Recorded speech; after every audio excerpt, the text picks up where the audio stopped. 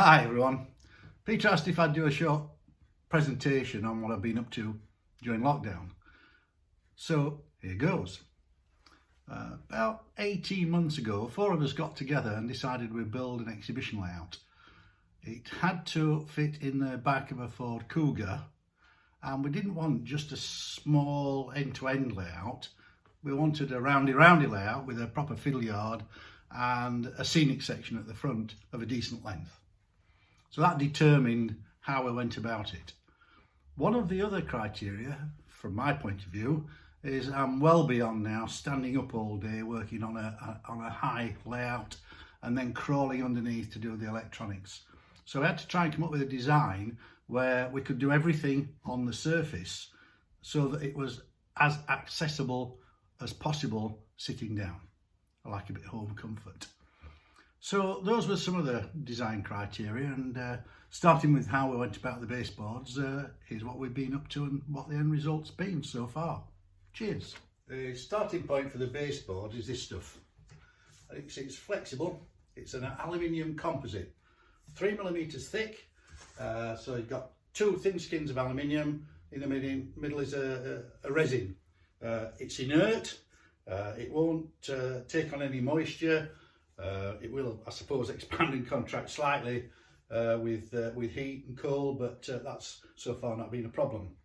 So we start with that and then coat it either side with Depron, which is used by model aircraft makers. It's a high density foam, and that's simply glued on either side of the aluminium sheet. And as you can see here, it starts becoming a bit rigid in that size, difficult to bend, but it is slightly flexible. So the other thing that we decided was not to build a frame and legs into the baseboard, but to put the baseboards on tables. And we bought some fold-out dining tables for that purpose. So again, we can fold those up. They go in the back of the Ford Cougar along with these baseboards. So that's the basics of the actual construction of the baseboards. Not a lot of woodworking, just a bit of gluing, and it's relatively cheap and easy.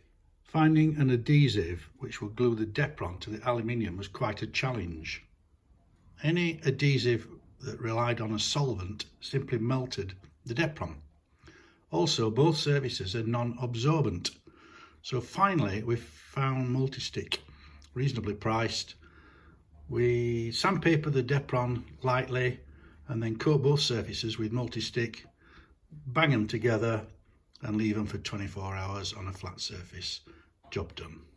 So the next problem was how to align the tracks. On a traditional baseboard, you can do this by putting dowels in at either side of the baseboard, and then relatively assume that the baseboard's going to stay flat, so the tracks will join up. But in our case, the baseboards are flexible, so each and every track has to have its own alignment system, and this is what we came up with, 3D printed, as you can guess.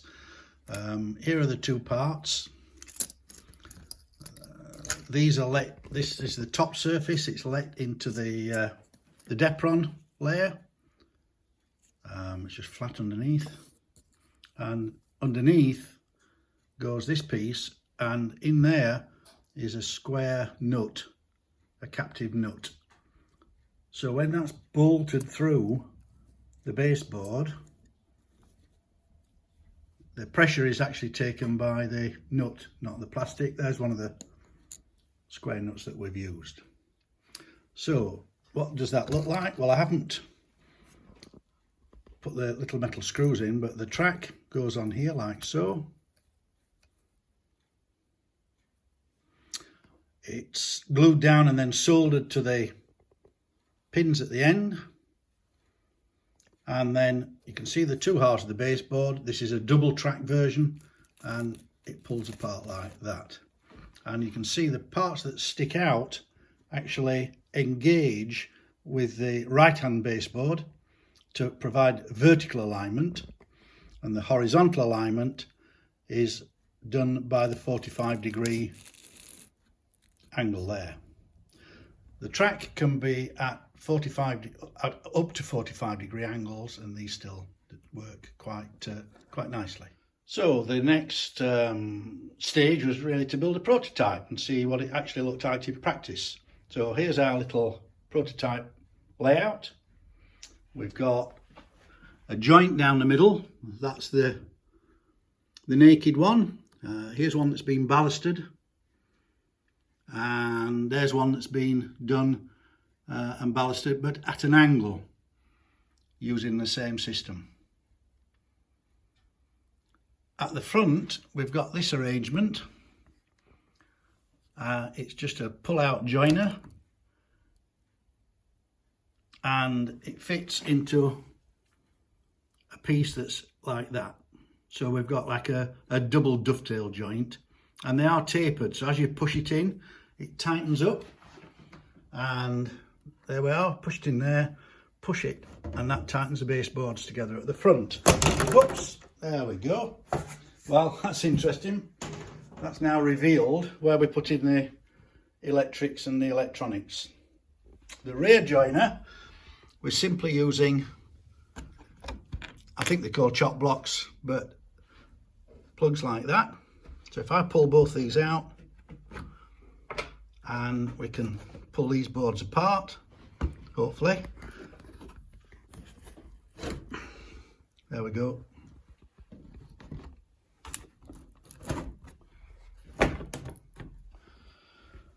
Like that. So there are your rail ends. The rear plugged together there, and the front's plugged together here with the joiners underneath. So that all seemed to work. We're using then these to transfer the power. On this one I've got 4 bus bars. On the final one we had 6. Again, got 3D printed brackets to hold the back seam board, and these electronic boards fall flat. Remember, we try to get as much as we can into a Ford Cougar, so we engineered it so that these would simply fall flat for transport, and they just fall back up behind the baseboard when we need them. So the baseboards are very easy to put together. So see, plug the back in, put this over the top of those, and then simply plug this in the front and give it a good push. Okay. So the next thing to consider was how we're going to work the points and supply the power to the track. So here's a point motor. It's again 3D printed, a little standard servo on top, with a pin on the end of the actuator which moves a slider backwards and forwards.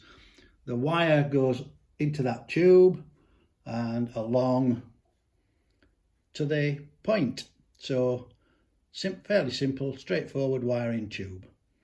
The point motor's mounted over the bus bars, and the other wires, as hopefully you can see here, go up a little 3D printed square tube to wherever we need them. The signals plug into dill sockets. Fraser Smith very kindly made me some tiny little printed circuit boards, which makes soldering these dill sockets for signals much easier. Here we've got a couple of wires just going through with some DC for lighting a building, and the scenic materials hide all the wiring tube and the electrics, but they're all on the surface. There's nothing underneath the board other than the board connectors, as you can see here. So that's underneath the board, showing the blue ones are the board connectors, the white ones are the track connectors, and there are 2 little extra ones here, and you can slot a handle in so you can carry the baseboards. So that's how we're doing the baseboards. The sockets at the end have a piece of plastic underneath, so they're bolted through the aluminium sheet, giving a very positive feel to the whole thing.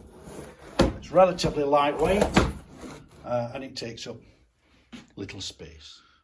So this is the view when the layout's in use. So all the wiring and electronics, the point motors are behind the back scene. They're all easily available to check, test and replace if necessary, without any crawling underneath the baseboard. This is the Depron we've used on the layout. It's 6mm thick. It's a sort of a very closed foam, very lightweight material, but it cuts really cleanly and easily, just like that with a knife. You can see it's a nice even cut. And for the wiring tube and the grooves, I did this, a double-bladed arrangement, so you can simply cut along like so, find a screwdriver and then peel it out, and that leaves you with a nice groove which fits the little 3D printed tube for wiring tube and wires, and that's easily disguised then by seam. So we've got our nice baseboards, but how do we get them in the back of the Ford Cougar? Well, we use these little beasties, a little bit of 3D printing. The joiners on the boards have a captive nut, so that these can be screwed into the ends like this on the chair. So here we have 3 boards with the ends screwed on very close together. You can see how we've managed the height. By doing these, we can get 3 boards together. I can just about lift these 3 boards by myself, but I think by the time we get scenery on, they'll be a bit heavy. So it's possible to put 2 boards together. What we're thinking of doing is putting one of the fiddle yard boards with one of the scenic boards. The fiddle yard boards are simply track, so they'll be very thin, and then having one of these on the ends, which are handles really to carry the boards. So that more or less concludes how we built the baseboards. The baseboards, by the way, are 1220 by 720mm, so the 3 together give a scenic layout length of about 3.60 m or 12 feet. They're also engineered so that another 3 boards can join on, so we can add 12 feet lengths ad infinitum. And in fact, after we got the track down on the first 3 boards, lockdown happened. And so rather than continue with the board and the ideas that we'd had jointly, I decided to build another 3 boards and work on a layout by myself. So I'll show you that shortly. So the next section really is about how about the track. So I 3D printed the track bases and the point bases with the chairs in place, as you can see. I'm using DCC Concepts stainless steel bullhead rail. This is the test track I made just to check that the flexibility of the board and the points would work okay. I ran quite a lot of my fleet of engines over this as well to check that there weren't going to be any shorts. Tapering the point blades is always a bit of a chore, so this is the gadget I made. We've got a square brass rod with a little clamp to clamp the rail on. So all the way down there, the end of the rail's flush with the end of the brass rod, turned over onto a belt sander, and the length between the pivot point here and the end determines the taper on the point.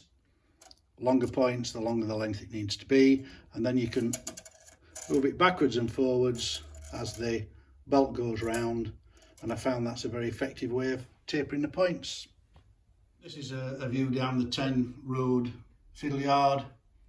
I did use a double slip there from Pico, but all the other points are ones which I made at a considerable saving as well.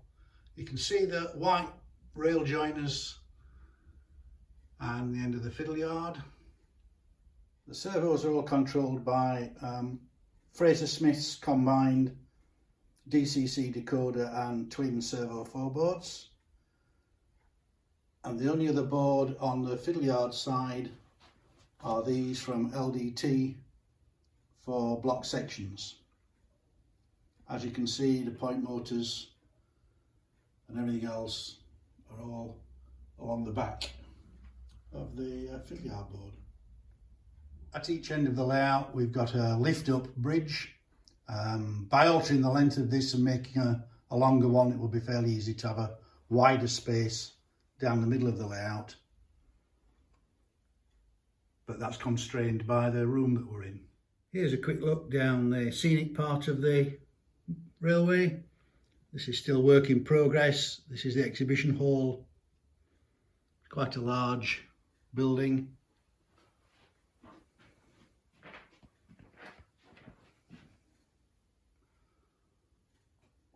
Got the signal box, and the backdrop's going to be a large museum building, which I'm just going to floodlight, and then round to a good shed. So all these buildings are work in progress, and the entrance shop, and then a brand new halt designed just for the museum, the overbridge and the lifts, and finally the engine shed at the end. And as you'll see later, we have a little train running from the engine shed to the exhibition hall to take passengers from one end of the outdoor museum to the other. For layout control, I'm using a ESU ECOS linked to a Z21 and router. I'm using a laptop with train controller. So here's the layout in train controller, and it all seems to be working quite happily. I'd already bought the ESU ECOS and train controller before I joined Merg, so it seemed sensible, since I'd invested time and effort in finding out how to use them, it seemed sensible to keep them. In terms of block sections, to automate the layout, you'll see here 1.1 refers to LDT board 1, output 1. Each LDT unit will output 8 block sections. You can then place buttons. This one, for example, says play trains, and a schedule in train controller sends a train from one place to another. 3.6 to 3.6 sends a train from block section 3.6 round the layout and back to 3.6. This one does the same, 2.4 to 2.4, but with a stop at the station. So by building up schedules, it's easy to get trains running automatically, and this button runs in sequential order those schedules with random delays between them. So by pressing the button, we can start the trains running. I can press another button here, and that will send Evening Star from one end of the museum layout to the other after a suitable delay.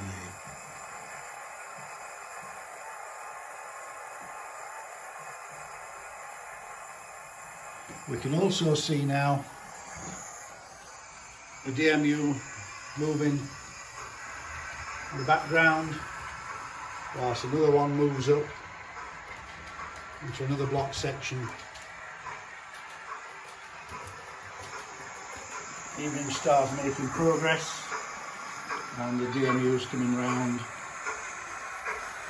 The marker on the track there blows its horn. I'm going to have some workmen on the track, so every train that comes round will blow its horn or whistle.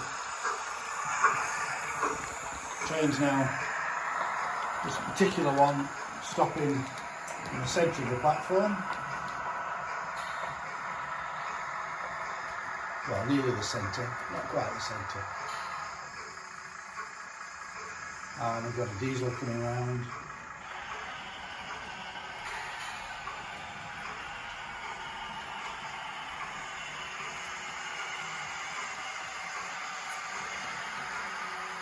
In the meantime, Evening Star has nearly reached the end of its journey.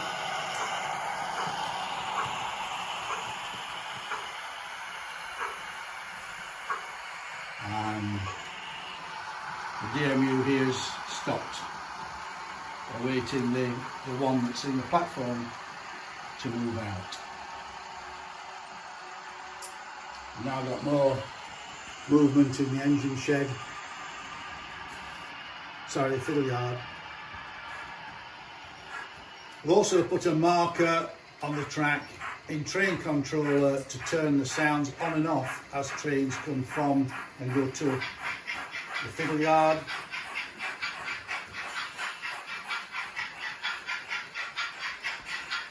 And we've also got a train departing the platform, and the one in the background again is the shuttle service from one end of the museum layout to the other.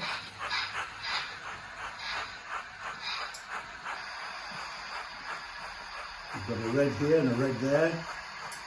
We've almost got a red everywhere. We've got trains queued up everywhere.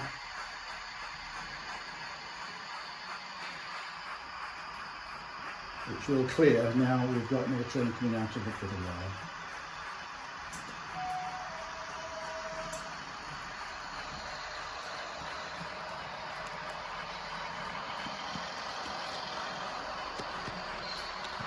So basically, that's where I'm at with the layout. With quite a lot of detail finishing off work to do. I'm making a big building for the back scene. Now there are a few more trains running.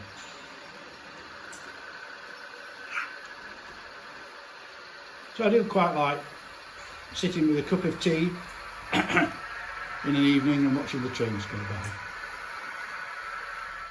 That concludes the demonstration. I'm currently working on this mill building, which will be the back scene for the whole layout.